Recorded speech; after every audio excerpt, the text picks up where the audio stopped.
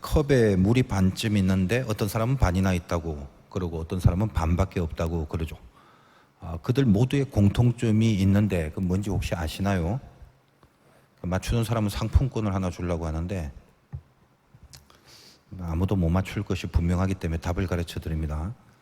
목마르지 않다, 이게 공통점이죠. 정답을 말하면 맞아, 그거네, 그래야 하는데 이렇게 답을 가르쳐줘도 모르는 사람이 여전히 있어요. 목이 마르면 반이나 있다 혹은 반밖에 없다, 그런 거 평가를 할 여력조차 없어요. 그냥 마시고 보는 거죠. 그게 갈증이라고 그래요. 여러분, 하나님을 믿고 살아가면서 이 승리, 믿음의 승리에 대한 갈증이 있는지 그 스스로 한번 확인을 하시기 바랍니다.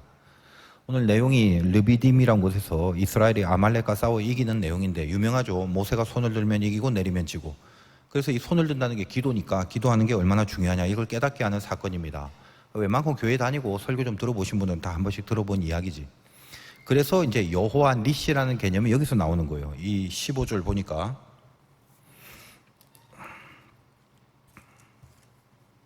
거기 뭐라고, 그 관주에 보면, 그 관주 보기 전에 모세가 제단을 쌓고 그 이름을 여호와 니시라고 하고 1번 돼 있죠. 그 밑에 이제 관주를 보면 나의 기인데, 이 기라는 게 깃발, 그러니까 승리의 깃발을 말하는 거예요. 여호와 니시, 승리 하나님. 자, 이 사건을 통한 메시지가 뭔지 일단 흐름을 좀 파악을 해야 돼요. 자, 우리 앞전에 16장 그 뒷부분, 그 반석치기라는 제목으로 말씀드렸지. 자, 그건 예수 그리스도로 인한 그 구원의 사건을 말하는 거라고 해서요. 반석은 예수 그리스도라. 그러니까 딱 한 번 치는 거예요. 그 친다는 건 예수님이 죽는 걸 말하는 거예요. 그러니까 예수 그리스도라는 반석이 한 번 십자가에 죽으신 그 사건으로 인해서 뭐다? 생명의 길이 열렸다. 생수가 나온 거예요. 그래서 큰 그림을 여러분이 보면 이 출애굽이라는 과정은 세 단계잖아요. 애굽에 있다 광야로 왔다가 가나안에 들어가는 거지. 수없이 설명드렸죠. 자, 근데 지금 우리 출애굽기 하고 있는 여기는 어디서 벌어진 사건이냐면 출애굽, 광야, 가나안 중에 광야 사건이죠. 알지? 근데 그 광야 안에서 또 출애굽, 광야, 가나안이란 세 가지 영적 원리가 들어있다는 것을 이해를 하고 성경을 봐야 돼요. 이 영적 렌즈를 갖고 성경을 볼 수 있을 정도가 이제 돼야 분명한 메시지를 받게 되는 거거든요.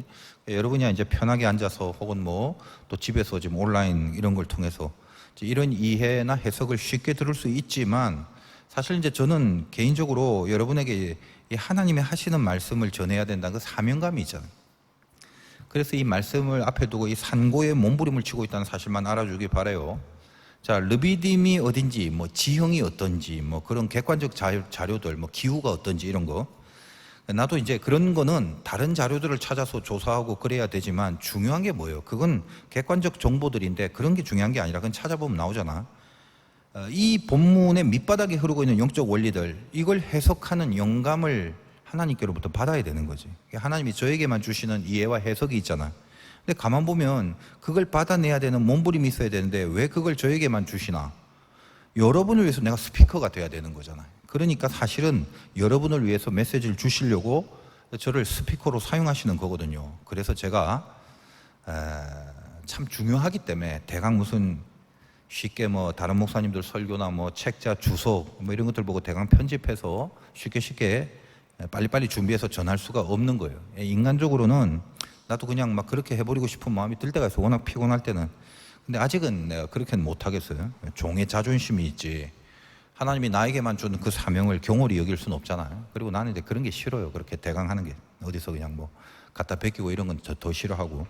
그러니까 여러분들이 좀 어렵고 힘들어도 좀 잘 받아 먹었으면 좋겠다라는 그 진심, 그 생각이 늘 있습니다. 그러니까 여러분 안타까운 마음에서 여러분들의 어떤 집중력에 호소를 한번 지금 해보는 거예요.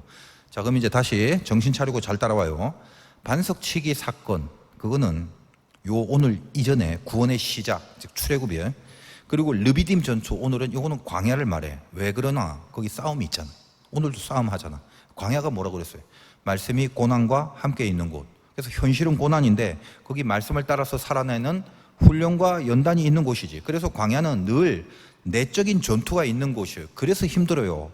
그 내적 전투에서 그 싸움에 지지 않으려고 자기를 견디고 지키고 이렇게 해나가야 되는 거다만.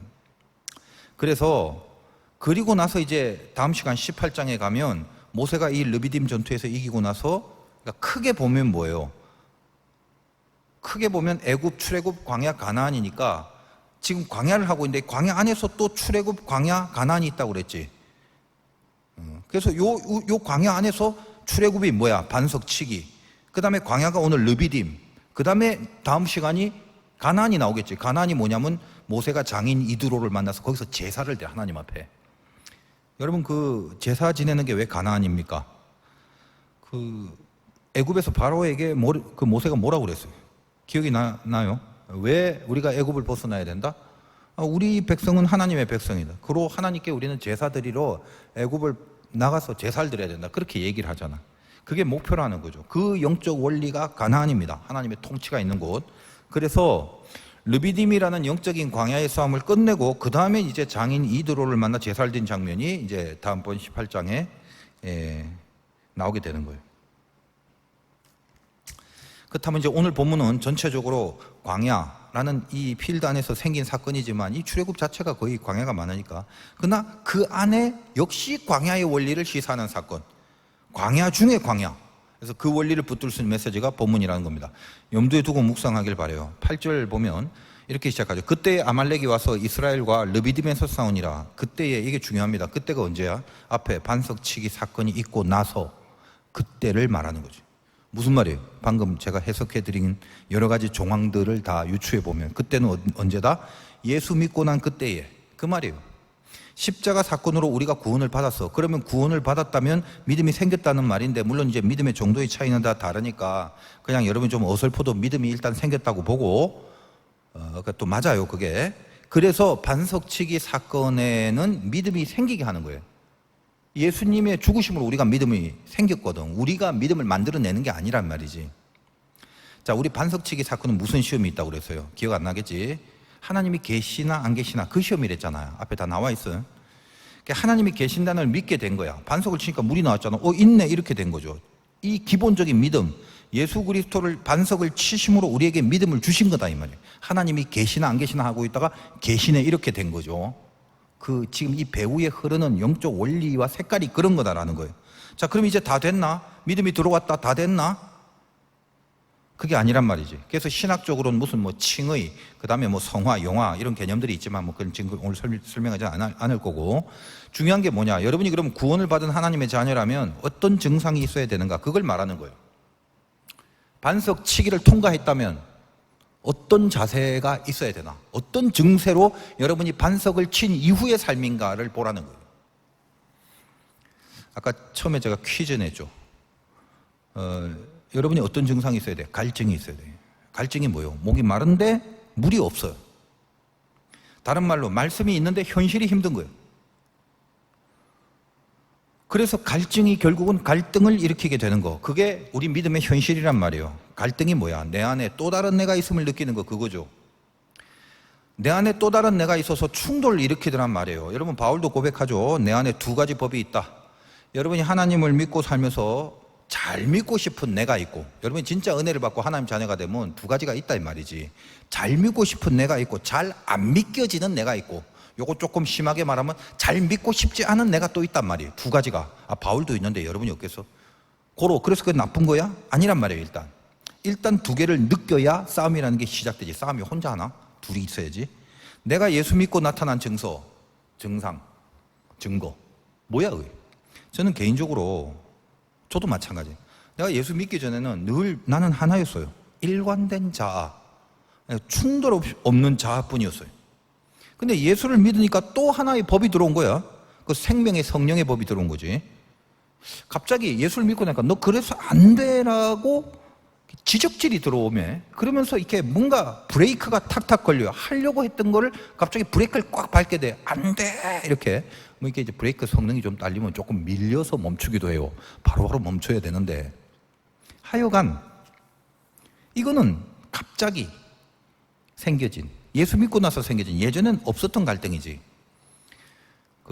믿기 전에는 세상에서의 싸움만 있었어요. 제 인생을 보니까 일관된 싸움들, 뻔하잖아. 남을 이겨야 되고 1등을 해야 되고 내 이익을 위해서 손해보면 안 되고 등등.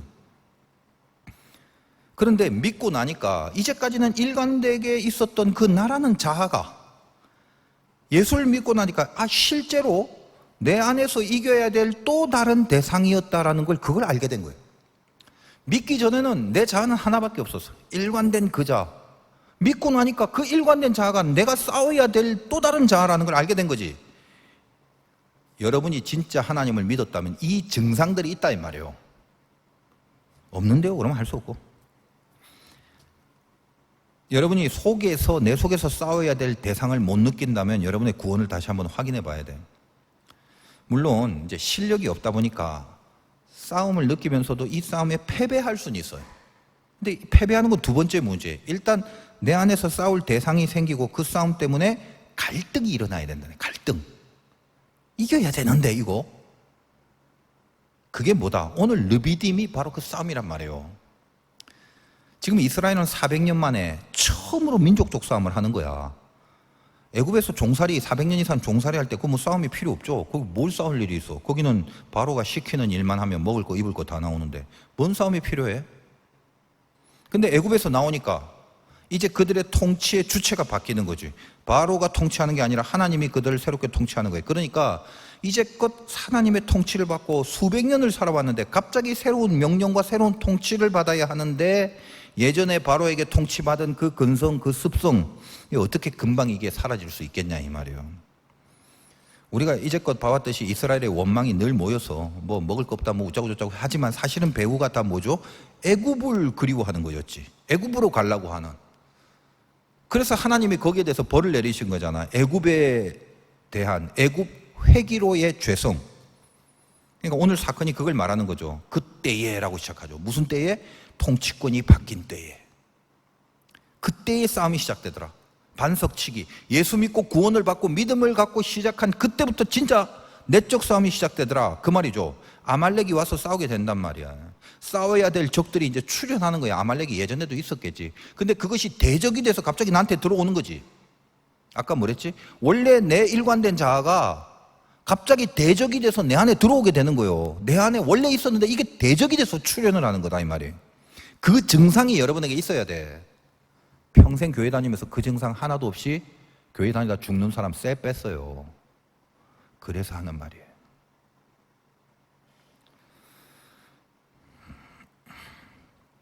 여러분 안에 이제껏 같이 잘 지내던 영적 아말렉이 공격하기 시작합니다. 아말렉 입장에서 이런 거죠. 이게 왜 갑자기 내 말을 안 듣고 하나님 말을 듣는답시고 이게 이상해지고 있네? 이렇게 나오는 거거든요. 여기 아말렉이라는 족속이 왜 이런 의미가 있는지 그때의 아말렉이 오는 이 아말렉이 성경에 아주 등장한다. 여기 깊은 배경이 있습니다. 여러분 아말렉 배경을 이해해야 되는데 우리 아브라함, 이삭, 야곱, 요셉 믿음의 가문으로 이어지죠.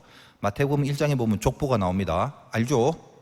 여러분이 성경 일독을 하려고 구약이 어려우니까 신약부터 읽어야겠다 싶어서 보통 마태복음을 읽기 시작하는 경우가 많지. 그다음 이제 태반이 1장 읽다가 다 포기하잖아. 뭐 낳고 뭐 이름들만 쭉 열고 되니까 그게 읽는 게 의미가 있나 싶어. 그래서 안 읽고 포기합니다. 성경이라는 건 이해가 돼서 읽는 게 아니라 첫 1회독은 그냥 억지로 읽어야 돼요. 그걸 통과해야 돼. 구약부터 읽을까 그럼 다시 창세기 좀 읽을 만해 출애굽기 항상 또 레위기에서 그만 포기하지. 그러나 이해하고 읽는 게 아니야. 1회독은 인내야 인내. 그러니까 일단 1회독하고 받아야 돼. 성경 1독의 개념, 성경 1독은 이해가 아니라 인내다. 그러니까 여러분 나중에 내공이 쌓이면 마태복음 1장이 얼마나 깊고 은혜가 있는 내용인지 알게 될 날도 분명히 있을 겁니다. 많이 커지고 깊어지면. 하여간 마태복음 1장의 족보는 주인공이 예수 그리스도예요. 그래서 아예 처음부터 뭐라고 시작합니까? 마태복음 1장 1절에는 아브라함과 다윗의 자손 예수 그리스도의 계보라 이렇게 돼 있단 말이죠. 그러니까 그 열거된 이름들이 뭐하고 나중에 연결되냐면 예수 그리스도와 이렇게 연결이 돼 있는 거예요. 그러니까 이건 생명책이고 구원을 말하는 굉장한 영적 계보가 되는 거지. 우리 모두가 그 이름 안에 들어갈 것을 요구받고 있는 그 족보더라 이 말이에요. 자, 그럼 그렇게 귀한 건데 아브라함이 누굴 낳고 이삭을 낳고 이삭이 야곱을 낳고 돼 있다 이 말이에요. 그 이름들이 뭐 아들을 한 명만 낳게 해서 누구 이름만 올라가냐면 장자들의 이름으로 연결을 시켜놨는데 그럼 여러분 솔직히 그 정도는 알겠죠? 창세기 정도는 알잖아. 아브라함이 이삭을 낳는데 이삭의 아들 중에 장자가 누구냐면 에서라 이 말이죠. 그런데 에서의 이름이 빠지고 야곱이 그 자리에 기록되어 있죠. 이게 무서운 거다 이 말이에요. 우리 좀 알죠 내용. 자, 이삭이 이제 쌍둥이를 낳는데 하나가 에서가 하나가 야곱이잖아. 결국 야곱이 이제 먼저 나오려고 낑낑대면서 그 에서의 발꿈치를 잡고 나오게 됩니다. 그러니까 지가 먼저 나오려고는 했지만 역부족이지, 밀린 거지. 자, 지금 이삭이 쌍둥이를 낳았어요. 그 안에 그 이삭이라는 존재 안에 두 가지 존재하는, 그 두 가지 존재가 이중적으로 대적하는 그 이중성을 시사하는 표징이란 말이에요. 여러분, 내 안에도 이중성이 있다는 거예요. 여러분 안에도 야곱과 에서가 있어요. 장자인 에서가 왜 마태복음의 족보에 오르지 못하고 야곱이 올랐나? 알죠? 장자권을 팥죽 한 그릇에 야곱에게 팔아버렸잖아. 복잡한 설명 다 빼고 장자권이 그럼 뭔데? 뭐 아버지의 기업을 이어받아서 재산을 상속받을 수 있는 뭐 기타 등등 그런 현실적 이런 걸 다 빼고요. 장자가 돼야 결론적으로 마태복음의 예수 그리스도 생명의 족보에 오르는 거죠. 그 상징을 알아야 돼. 그 상징이 중요해. 쉽게 말하면 장자권이 주는 영적 내용은 뭐냐면 나는 하나님이 절대적으로 필요한 존재다. 그걸 말하는 거예요. 그 고백이에요. 그 신앙이. 야곱이 솔직히 말하면 굉장히 악랄한 캐릭터죠. 이기적이고 욕심 많고 뭐 사기 잘 치고 뭐 고집 세고 등등. 근데 중요한 건 뭐냐? 그 장자권을 자기가 에서로부터 이렇게 취하고 나서 가지고 난 후부터는 그때부터 엄청난 시련들이 몰려와요. 장자권만 안 뺏었으면 편안하게 엄마 옆에서 잘 살 수 있고 팥죽 더 맛있게 쓰는 요리 비법 뭐 이런 거 만들어갖고 유튜브 하고 그랬을 건데 이게 장자권을 뺏는 바람에 그때부터 어떻게 돼? 못 사는 거예요. 가출 내야 돼. 형한테 죽임을 당하는 위협을 느껴. 그래서 어떻게 됩니까? 집을 나간다고. 집 나가서 뭐 잘 돼? 광야에서 베개가 없어서 돌베개를 베고 자고, 외삼촌 집에 근근히 갔는데 거기서 종살이 하다가 실컷 하고 사기당하고. 이게 다 뭐지? 장자권 하나 때문에 생긴 고난들인데 이게 신기하게 그 이기적인 야곱이요, 그 장자권은 절대 안 뺏겨요. 반환을 안 해. 나중에 형 에서를 만났을 때도 형 미안하다. 야, 내 이것 때문에 고생 많아. 나 정말 수고 너무 많았는데 이제 질려서 안 되겠어. 장자권 형이 가져. 이 반환한다는 소리를 절대 안 해. 무슨 말이에요? 이게 영적으로 주는 의미가 뭐냐 이거지. 아무리 엉성하고 아무리 고달파도 여러분 이런 고백에 나는 하나님이 필요합니다. 그 고백이 안에 있는 거예요. 실은 그 영성 안에서 살아간다는 말이 장자권을 붙잡고 살아간다는 말이에요. 물론 그 야곱이 하는 짓을 그 액면으로만 보면 그렇게 엄청난 믿음의 사람 같지 않다는 거는 맞아. 근데 그렇게 보는 게 아니라 영적으로 보란 말이지. 어쩌면 야곱 같은 사람에게도 이게 하나님이 함께하는 은혜가 있다는 게 우리에게는 얼마나 큰 힘이 되는지 몰라요. 우리가 야곱하고 다른 게 없잖아. 그렇지 않아? 여러분 이기적이고 욕심 많고 손해 안 보고 사기 잘 치고 이쁜 거 좋아하고 다 똑같다 이 말이에요. 야곱도. 하여간 야곱은 장자권 하나 때문에 벌어진 인생을 살아내야 되는 그 숙명이 있었습니다. 그러나 결론은 뭐예요? 이스라엘이 결국 되잖아. 이스라엘이란 이름, 하나님의 사람이라는 그 하나님의 사람으로서의 반열에 들게 되는 거지. 자, 그 반면에 에서는 어때요? 그럼 성경 표현을 참고하면 창세기는 찾기 쉬우니까 창세기 25장 봐.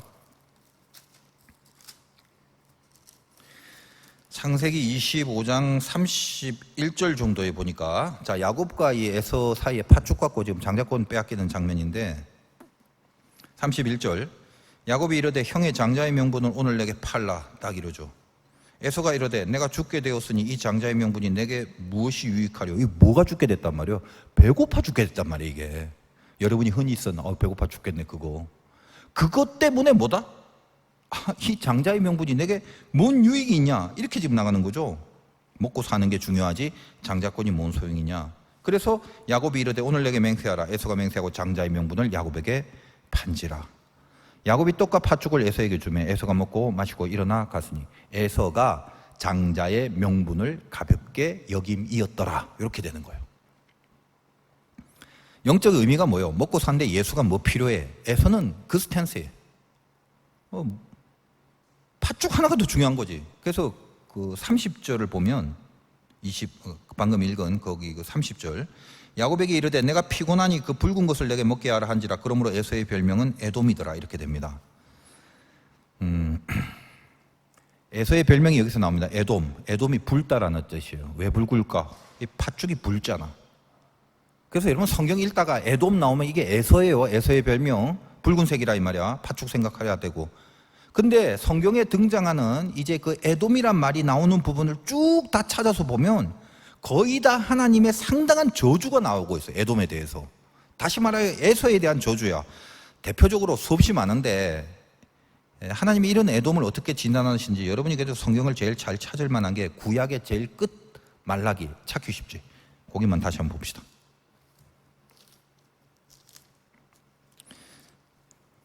말라기 1장 2절부터 보면 여호와께서 이르시되 내가 너희를 사랑하였노라 하나 너희는 이르기를 주께서 어떻게 우리를 사랑하셨나이까 하는도다. 나 여호와가 말하노라 에서는 야곱의 형이 아니냐. 그러나 내가 야곱을 사랑하였고 에서는 미워하였으며 노골적이죠. 그의 산들을 황폐하게 하였고 그의 산업을 광야의 이리들에게 넘겼느니라. 자, 뭐라는 에돔은 말하기를 에돔 뭐다? 에서지. 뭐라고 얘기합니까? 그 에서가 우리가 무너뜨림을 당하였으나 황폐된 곳을 다시 쌓으리라 하거니와. 무슨 말이죠? 뭐 우리를 하나님이 뭐 무너뜨려? 무너뜨려 봐. 만약 무너뜨렸다면 다시 쌓아 올리면 되지. 대수야? 황폐된 곳을 다시 쌓으리라 하거니와 나 만군의 여호와는 이르노라. 그들은 그런 식으로 쌓을지라도 나는 또 헐리라. 사람들이 그들을 일컬어 악한 지역이라 할 것이요 여호와의 영원한 진노를 받은 백성이라 할 것이며 너희는 눈으로 보고 이르기를 여호와께서 이스라엘 지역 밖에서도 크시다 하리라. 자, 이렇게 되어 있습니다. 그러니까 뭐 수없이 많지만 여기 에돔 즉 에서가 등장하면서 하나님이 노골적으로 미워한다는 가장 핵심적인 이유가 뭐냐면 뭐라고 합니까? 반항을 하지. 거역을 하는 정도가 아니라 아예 하나님과 대적하는. 해보려면 해봐. 당신이 통치를 해? 당신 통치 우리 안 받아. 뭐 당신이 우리 통치를 하는 것을 강압적으로 해서 우리를 무너뜨린다고? 좋아, 무너뜨릴 수 있겠지. 근데 나 또 싸울 거야. 끝까지 저항할 거야. 지금 이거예요. 끝까지 대적할 거야. 이겁니다. 그 외에 뭐 많은 부분. 그래서 하나님의 에돔 즉 에서를 저주한 내용이 나옵니다. 자, 이삭 안에 두 개의 자가 있어요. 여러분 안에도 하나님이 필요한 영적인 장자권, 이걸 간절히 하는 존재가 있고, 그게 뭐가 필요해? 먹고 사는 게 더 중요하지. 팥죽 한 그릇만 줘. 믿음 그런 거 다 버릴 수 있어. 그런 자가 속에서 양립하고 있는 거예요. 여러분 은혜 받으면 예배를 목숨 걸고 지키려고 하고 예배 빠지게 되면 불안하고 두렵고 초조하고 미칠 것 같은데 은혜가 떨어져 나가면 아무것도 아닌 그 밥 한 그릇 먹는데 예배를 다 포기할 수 있다 이 말이지. 아시죠? 그 두 가지가 여러분 안에 다 있다니까. 에서와 야곱이. 자, 근데 아말렉이 누구냐? 왜 내가 이 얘기를 하냐 하면 이 에서의 아들이 엘리바스인데 그 엘리바스 아들이 아말렉이에요. 그러니까 원래 장자이기 때문에 아말렉도 이 믿음의 가문 중심에 자라야 될 사람이 지금 뭐다? 이방의 족속으로 전락이 돼갖고 성경을 읽어보면 늘 그 이스라엘의 주변에서 시시때때로 공격과 약탈을 일삼는 아주 못된 족속이 되어서 나타나고 있다는 거예요. 그 신뢰를 워낙 성경에 많아서 다 찾아볼 필요도 없어요. 읽어보면 막 아말렉이 나와. 항상 어디서 그냥 훅 나와갖고 이스라엘을 늘 공격하고 약탈하고 그래요. 산적대 같이. 일단 뭐 많이 들어봤잖아, 아말렉. 아말렉이란 족속은 다른 이방 민족들도 좀 많지만 뭐 모압, 암몬 뭐 이렇게 많은데 그 중에 아주 집요하고 악랄하게 이스라엘의 대적이 됩니다. 에서의 후예더란 말이야, 이게 이 아말렉이. 신명기 25장 같은 데 보면 어떻게 표현되어 있냐면 아말렉의 이름을 천하에 도말할지니라. 하나님 그렇게 얘기를 했어요. 그 정도예요. 그리고 여러분이 예수 믿고 살면서 그래서 이 아말렉과의 싸움을 이겨야 된다는 거예요. 왜? 이 아말렉은 어디 밖에서 난데없이 들어온 게 아니지. 원래 있어야 될 에서의 가문의 족속이다 이 말이야. 이미 내 안에 있어야 되는 거예요, 원래는. 근데 좋은 것으로 신앙으로 있어야 되는데 그게 변질이 돼버려갖고 내 안에 있는데 내 신앙 그걸 반대하고 대적하는 공격이 돼서 그렇게 존재하고 들어오는 거예요. 내 안에 두 존재, 나를 공격하는 존재. 그래서 내 안에서 나를 이겨야 되는 싸움이 있어요. 그 싸움이 뭐다? 바로 이게 르비딤 전투예요. 여러분 개인에게. 그것이 광야의 싸움이란 말이죠. 그때에 불어닥친 싸움. 여러분이 하나님을 믿고 나서 반석치기를 통하여 십자가의 보혈을 체험하고 나서 하나님의 자녀가 되고 나서 그때에 해야 될 싸움. 여러분 안에 있는 그 르비딤 싸움이 있다는 거예요. 그 아말렉을 이겨야 돼. 그래서 이 신명기 내용 같은 걸 보면 아말렉이 공격하는 모습을 가만 보면 동물의 왕국의 하이에나 그 추하지. 그 하이에나 떼거지로 먹어가지고 그 한 대씩 다 패주고 싶잖아요. 생긴 거 하고. 뭐가 이게 좀 많이 떨어지잖아. 그러니까 뭐하고 갔냐면 네 뒤에 떨어진 약한 자들을 쳤느니라. 성경의 기록에 보면 아말렉이 이렇게 사는 그 어떤 행렬의 앞에서부터 정면으로 탁 부닥치는 게 아니라 네 뒤에 떨어져 이렇게 뒤쳐져 있는 약한 자, 힘이 딸려서 약한 자들, 완전 하이에나지. 뒤에 지쳐져 있는 악한 자들, 우리 영적 공격도 마찬가지입니다. 여러분에게 제일 취약한 부분, 거길 집중 공격받게 되는 거거든. 그래서 승리가 쉽지 않아요, 사실은. 정리하면 여러분 예수 믿고 산다는 거, 이 싸움이 있다는 거 알고 가야 돼. 그것도 내 안에 벌어진 싸움이지. 근데 내 안에 두 개가 있어. 그거 중에 하나가 늘 아말렉이에요. 그러니까 일단 그 갈등이 있기 때문에 여러분은 애굽을 나온 족속이 맞고 광야에 있는 거 맞습니다. 그러니까 그 다음에 그 싸움을 반드시 이겨야 된다는 거예요. 어떻게 이겨요? 그럼 아말렉을 오늘 방법을 가르쳐주고 있잖아. 말씀 제목이 뭐죠? 산 꼭대기. 거기서 이겨야 된다는 거예요. 시편에 보면 내가 산을 향하여 눈을 돌리라 그러잖아. 나의 도움이 어디서 올고 복잡할 때 어딨나 도움이 어딜 가고 아무리 이렇게 지상에서 두리번거려봤자 방법 없어요. 산을 향하여 눈을 돌리라 요거죠. 뻔히 다 아는 얘기 아니야? 근데 여러분 문제 생기면 고개를 산으로 드는 사람이 거의 없다고 보면 돼. 왜? 안 믿는 거지. 믿음이 없는 거지. 여러분이 믿어야 될 게 기도를 믿어야 되는데 기도 믿는 사람이 별로 없어요. 저는 기도를 정말 믿어요. 안 믿을 수가 없어. 해봐야 돼. 그래서 해서 경험을 해야 돼.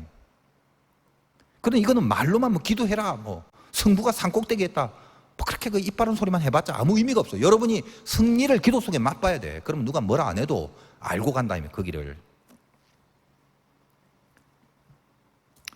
싸움이 걸어오면 땅 쳐다보지 마요. 산 봐야 돼. 모세가 산에 가서 손을 들면 이기고 피곤하네 하고 손을 내리면 지고 그게 승리의 유일한 비법이지. 여러분 손을 드는 게 뭐야? 물론 이제 기도하는 모습이지만 자 1번 항복, 2번 만세. 뭡니까?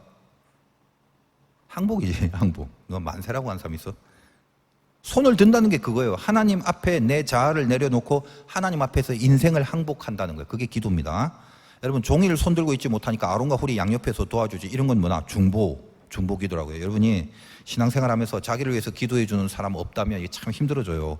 그리고 여러분도 누군가를 위해서 기도해 주는 그런 기도가 없다. 이거는 여러분이 나는 기도해 주는 사람이 있어. 이 정도는 얘기를 해야 되는데 나는 내가 기도해 주는 사람 아무도 없어. 이거 아직 멀었다는 거야.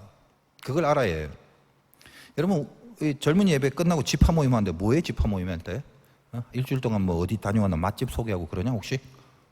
쓸데없는 거 하지 말고 서로 교제하고 재밌는 얘기를 나누는 것도 나쁘진 않지만 그 핵심이 뭡니까? 왜 조직을 만들었어요? 중보 기도자가 되어주길 바라는 거죠. 제 속마음이 그거라고. 그래서 집화라는 걸 만든 거잖아. 여러분 실제로 내 경험도 그렇지만 가족들 중에 교회 안 다니면 자기를 위해서 중보 기도해 줄 사람이 별로 없어요. 제가 아는 목사님은 그 명절만 되면 식구들이 다 모인대. 그러면 이렇게 연회, 우리 감리교회 뭐 서울연회, 남연회, 뭐 충청연회 맞잖아. 그 연회별로 나누어 갖고 윷놀이 한대. 윷놀이 목사들이. 왜? 집안에 목사들만 20-30명이 된대. 명절에 모이면. 그렇지. 얼마나 많은 중보들이 있었겠어요. 여러분도 혹시 이제 가족 중에 예수 믿어서 중보를 해주는 부모님이나 할아버지 할머니가 있으면 그게 참 복이거든. 근데 저는 개인적으로는 참 외로워요. 평생 혼자라서 늘 외로웠어요. 그러니까 오랜 기간 동안 아무도 나를 위해 기도해 주는 사람이 없었거든. 그래서 몰라 하나님은 그래서 나를 좀 불쌍히 여기시는 부분이 딴 사람보다 훨씬 더 많았다라는 느낌은 있어요. 감사하지. 그러나 중보하는 기도가 중요해. 하나님이 나를 불쌍히 여기는 것도 좋지만 그보다 더 센 거는 중보하는 거지. 하나님은 기도에 약하신 분이기 때문에. 그리고 내가 중보 기도를 이렇게 받는 것보다 다른 사람을 향해서 기도를 해주는 그 사람의 영성이 더 깊고 크다는 것을 알아야 돼요. 저는 개인적으로 앱에 보면 중보 기도 명단들이 수백 개가 있어요. 물론 이걸 매일 다 하진 않아. 그러나 내가 기록을 한다는 건 의식을 하고 있다는 거지. 어떤 때가 되면 정기적으로 그걸 보고 기도를 하지. 그러니까 뭐 한두 명이면 안 적어도 되지만 목회를 하고 많아지다 보니까 그렇게 안 적으면 못 해요. 그럼 이제 거기에 대한 기도와 응답 이런 것들을 나름대로 내가 참고로 좀 적어놓기도 해요. 중요한 부분에 대해서는. 명심하십시오. 여러분, 승부는 현장이 아니라 산꼭대기에서 난다. 여러분의 산꼭대기를 가지고 있어야 돼요. 거기다 아론과 훌까지 있으면 금상첨화지. 집합 모임할 때 중보를 나눠요, 중보. 그리고 그 사람 좋아하든 싫든 친하든 안 친하든 한 지파가 돼서 모임을 가졌으면 적어도 주주간에 그 사람을 위해서 억지로라도 기도를 한 번씩 해주는 훌륭한 연습을 해야 돼. 그러면 여러분 영성이 깊어진다니까. 내가 다른 사람을 위해서 중보자가 된다는 게. 그런 걸 훈련하는 게 교회고, 그런 거룩한 연습을 하는 게 그게 교회의 공동체지. 여러분이 젊었을 때부터 그런 거룩한 영성으로 공동체가 형성돼야지, 이 작업과 훈련을 안 하면 나중에 나이 들어갔고요, 허망한 공동체 이룹니다. 쓸데없는 모임. 그 쓸데없는 모임 하니라 교회가 오늘날 이렇게 그냥 어렵게 됐잖아. 한국 교회가.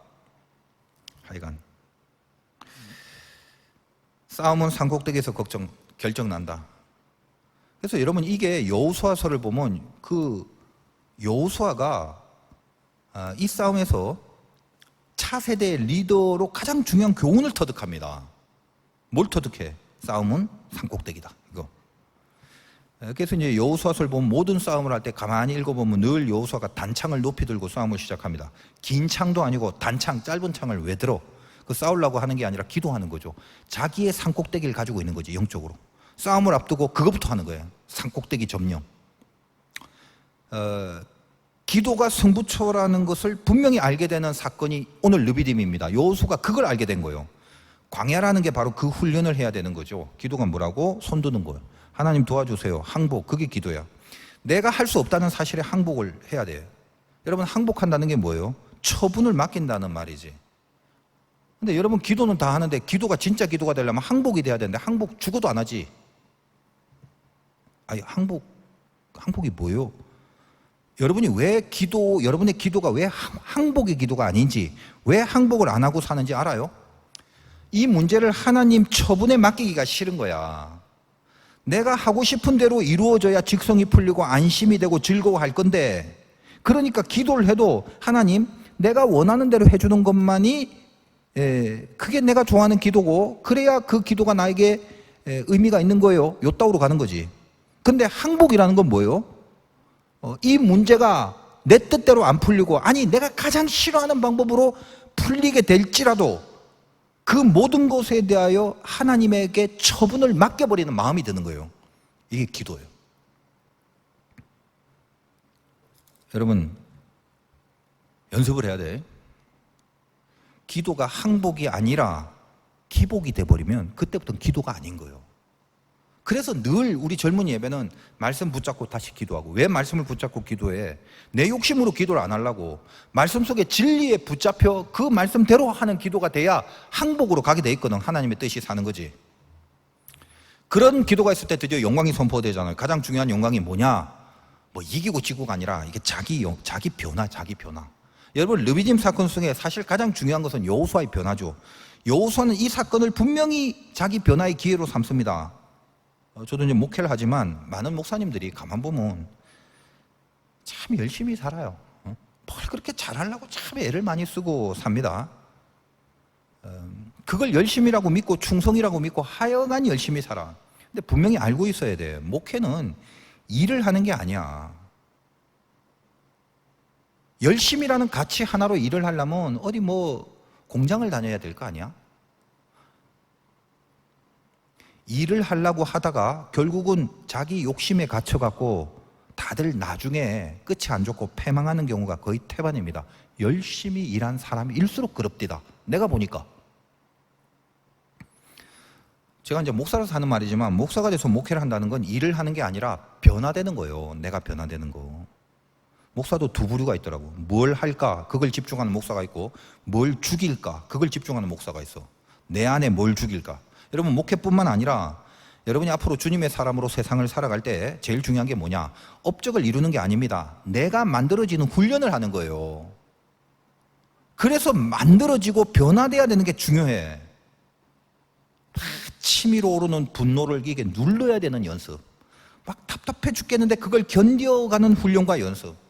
뭔가 내 마음대로 하지 못하게 되므로 내 힘을 발산시키지 않는, 그걸 누르는 훈련, 그걸 해내기 위해서 기도하면 그 기도 속에 다시 항복하고 다시 낮아지는 훈련들, 그런 모든 것들이 다 뭐야? 자기를 만들어가는 훈련이라 이 말이에요.